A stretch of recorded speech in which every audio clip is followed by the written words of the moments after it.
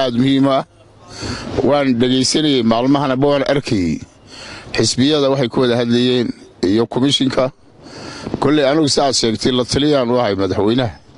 waxaana kala taliyaa xagga arrimaha doorashooyinka iyo xisbiyada siyaasiga ah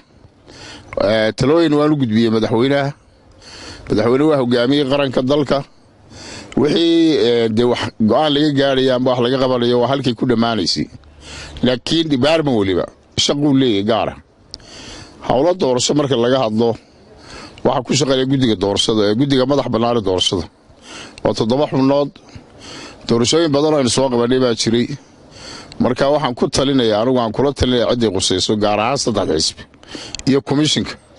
hawsha waxa leh oo u xil saaran oo u dhaartay oo loo igmaday oo lagu ogyahay waa 7 xubnood guddiga doorashada marka horta waxaan leeyahay komishinka waxaan kula talinayaa halkan iyaga leh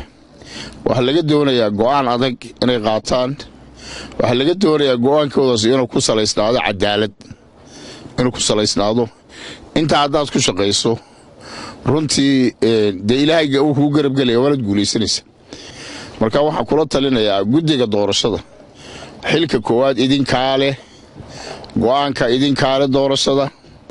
dhiiranaan muujiya go'aan xalaal qaata go'aan cadaaladeed qaata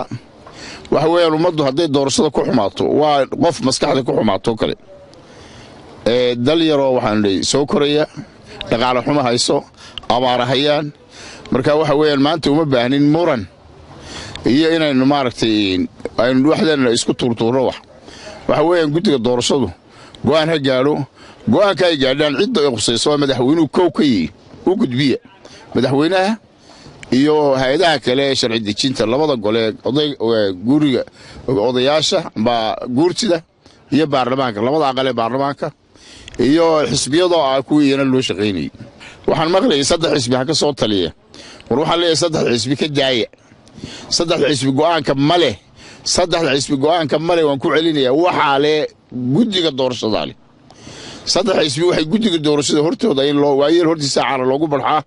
waxaasanu goynay sababtaas aanu cuskanay inay yiraahdaan way marka doorashada iyaga ku xil saarayay laba hal mid baa looga baahay oo calool nugu leeyahay doorashada waanu qabanaynaa waqtigaas ku qabanaynaa siyaasan u qabanaynaa qaban kari mayno waxaasan hortaagan oo si kaleerkada oo cad ay u muujiyaan labada qodob waxa leeyahay komishinka doorashada marka labada qodob waxa leeyahay ku dhiirado labada mid gooye hadii si ay laba timaado ay ciir yimaado amba lagu sii daayo rag iyagu tartamaya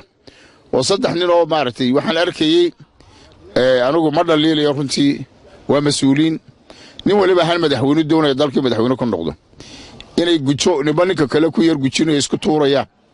waadoo imaka yiraahdo 3 nin oo 2 tiim oo kubada wada ciyaaraya natiijada go'aanka idinku gaar kuma heshiin karaan ka qaadanaya